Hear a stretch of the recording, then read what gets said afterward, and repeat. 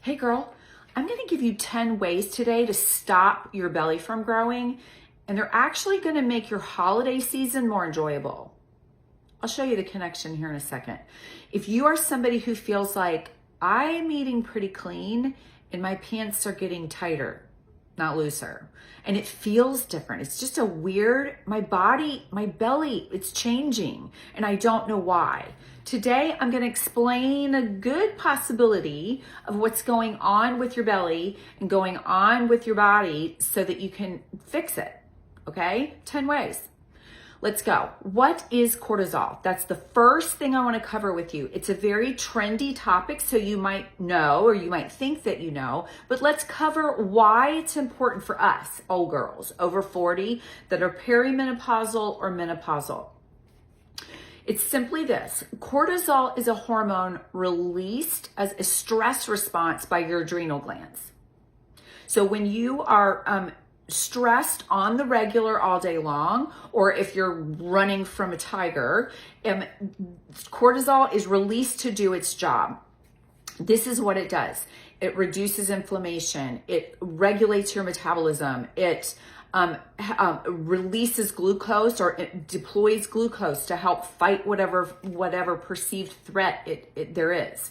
And it also, as a side effect, puts, which is pretty cool, it puts fat around your vital organs, which is your upper belly and your upper bra line, back fat. So it's protective. That's the role of cortisol. Now, why is it more prominent for older women? It's a hormone issue related to estrogen and progesterone. Those two have a very vital role in regulating cortisol, and we are low on those two. So that's why the women that are on hormone replacement have smaller bellies and less issues. And that's why women who are super low on estrogen and progesterone tend to get this meno belly, it's called, or cortisol belly. So that is why. So, but I want to tell you, there are things, absolutely things that you can do that are not even nutrition related. We're going to talk about this to mitigate it. You don't have to just live with a big belly the rest of your life. That's not what I'm going to have for you. So let's now talk about, so that's what cortisol is. Let's talk about now what triggers cortisol, because it's probably not exactly what you're thinking in the way of, again, running from a tiger or just having a baseline freaked out stress response all day long. It's things like this, and I listed them. And listen, if you're not on my email, girl, you are missing out. So drop your email here or DM it to me if you want things like this list of triggers and ways to mitigate it and recipes. So, okay, let's get going. Why would it be a holiday cortisol belly versus any other kind of belly? Because the holidays are stressful. That's the end of it. Even if you're happy in the middle of it and you love it, it's still a different everything. Let's talk about why. A different everything, starting with a different routine. Typically, your sleep is disrupted, right? You're not sleeping as much. You're going to bed later. You might not be sleeping as well because of the disruptions in your nutrition and in your regular life schedule, right? So disruptions in routine trigger cortisol. Disruptions in sleep trigger cortisol release. What else? Here's one. Family tension. If you got through Thanksgiving, some of my girls were like, made it. If you are stressed by family get-togethers or family relationships that are exacerbated during a holiday season, that's another cortisol releaser. Listen to this: sugar, alcohol, and caffeine. Those are the three big hitters. And really any kind of processed food will trigger a cortisol release and response. And guess what we have more of during the holidays? Sugar, alcohol, caffeine, and processed foods. So you're seeing how certain seasons of your life will actually make your belly in particular bigger. Okay, let's keep going. Cold weather right now might be decreasing the amount of walking or running or working out that you're doing. That is a cortisol releaser.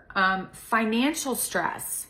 talked to two people yesterday that are really struggling financially during the holidays, and it's sad and it's freaking them out and they don't know how to handle it.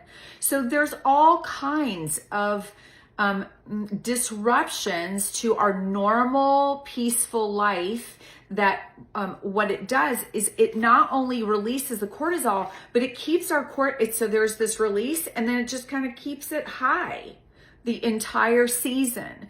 And so while it takes, I would say 2 weeks to actually start seeing weird things happening in the way of a cortisol belly, it's coming on.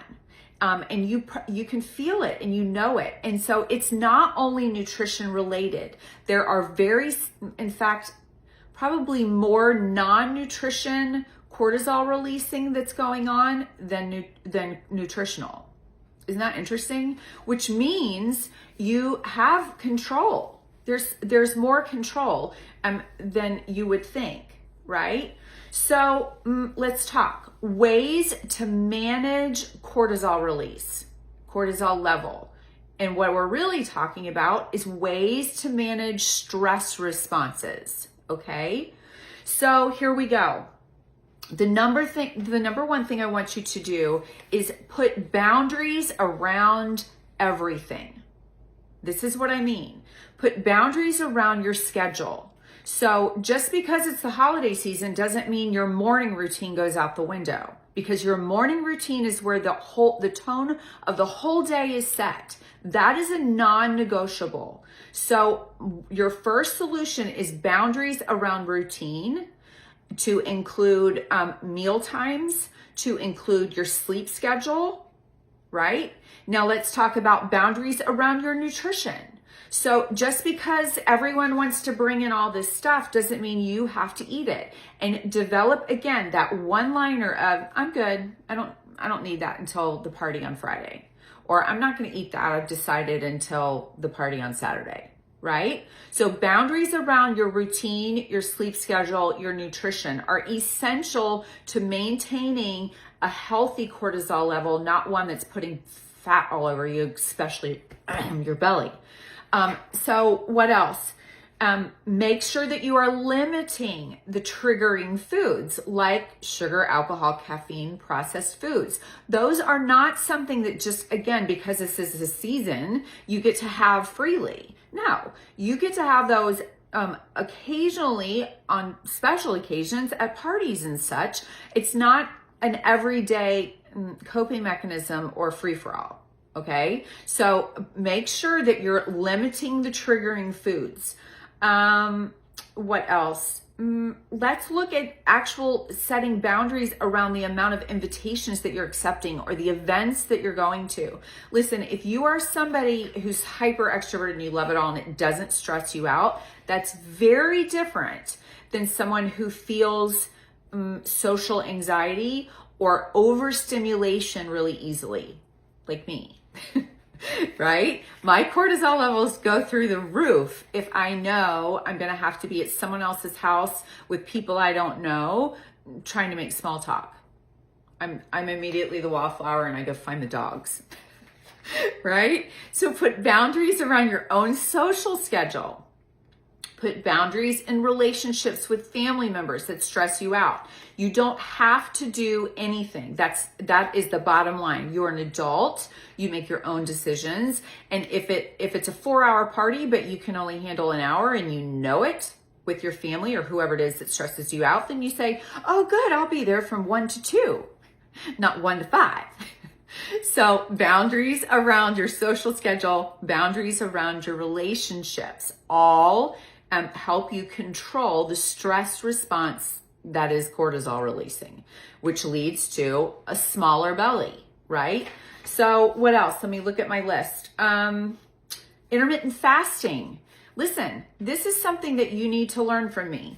It is, your gut loves rest. Absolutely. So I encourage my clients to fast, but no longer than 13 hours or so. Studies show that once girls over 40 that are perimenopausal and menopausal fast more than 13, 14 hours, it spikes cortisol and we get a bigger belly instead of a smaller one. So be careful with the intermittent fasting trend, please. Protein and eating all day long. So remember, the same rules, the rules that I teach all the time are not going out the window. And that is this: you need to be eating 3 meals, 2 snacks. Another way to look at it is you need to be eating every 3 to 4 hours. And the reason why is it keeps your insulin levels stable versus spikes and drops.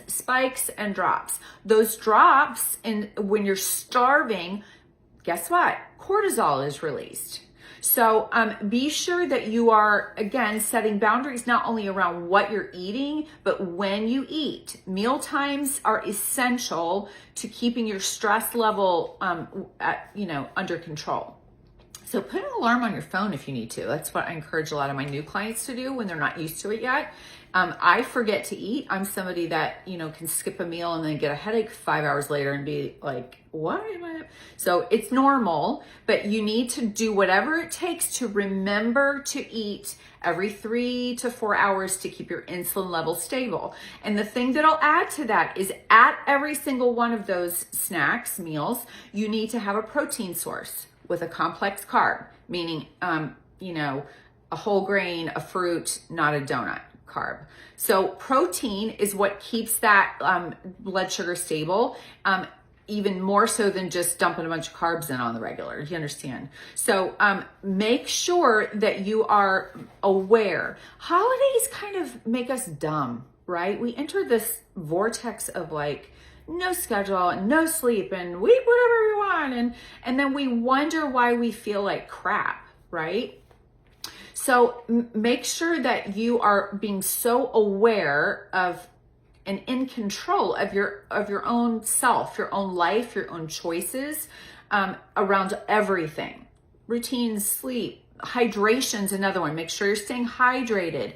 And I've taught you, part of the Simple Steps program is you have your morning routine, your afternoon check-in, and your evening check-in. That afternoon check-in, girls, is excellent for you to say, okay, what have I eaten today? What am I hydrated? Have I had any water today? And that alone, that check-in will mitigate a massive cortisol spike because you're not going to get to 5 p.m. and realize you forgot to eat and your coworker ticked you off because you didn't set a boundary. So you see what I'm saying? Make sure that it's all about an awareness through the season to mitigate the triggers. And when we mitigate the triggers, not only do we stop the cortisol holiday belly fat gain, but we're going to have better holidays because we're in control and we're present and aware and mindful of what's going on versus just staying in reactivity or reaction mode. I'm a great reactor. I'm such a creative that I can just lose track of time and lose, whatever. And then when something, and then I'm like, oh no, I'm off my schedule and I haven't eaten. So let's just make sure that we stay present and aware and we have boundaries in place that help us do that. So what else? I don't want to forget anything. Move. You need to move. Make sure that you're getting out for your walks. Make sure that, it is so important, especially if you're somebody at a desk all the time, that you get away from your desk, out of your office, and just go look at the sunshine. Go outside. Go do something different. At least they say every hour and a half you need to get up. I believe that. It's probably shorter than that. So make sure that you are moving not only away from your stationary situation, but that you're getting your workouts in, that whether it's a 10-minute walk that you're proud of, or whether you need to go to the gym and get a sweaty workout in, girl. So make sure that your workouts stay in their place. Same as your food, same as your sleep, same as your hydration. When you move, it decreases your stress level. It's proven. Science proves that. So what I'm going to do too is talk, and I can't do it here. It's not enough time, but there are supplements we call them adaptogens that are specifically for stress mitigation and cortisol regulation is a better way to say that. I'm putting those in an email. I will recommend the ones that, like always, that are only science-backed, not trendy, not for sale from me, but that science has proven, okay, this helps people who are in stressful situations all the time. It helps regulate the stress response. So look for an email from me for that. And I want you to choose a couple of things. I'm putting all of this in an email, the triggers and the how to mitigate them. But if you are not on email and you don't want to be, that's okay. I want you to choose a couple of these things and just see what you can do to fix them. If you listen to my list and you're like, oh man, that's me, my workouts go out the window. Well, guess what? Put it on your calendar. If you're somebody who has already slipped back into the 1 a.m.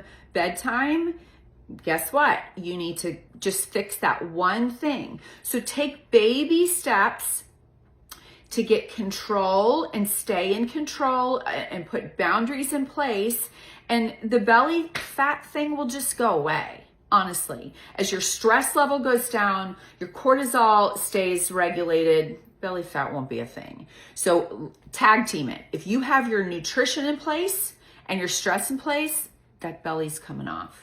If you need my help doing it, I'll absolutely see if you're a one-on-one fit for me. Just DM me and ask me for a call. I do it all the time and I love it. So look for an email, DM me for a phone call if you want that. And listen, I can say it, Merry Christmas. Yeah, my first parade is Friday night. I'm excited about it. So enjoy your holidays, but keep boundaries around everything so that you feel good. So if you need anything, let me know. Have a good day.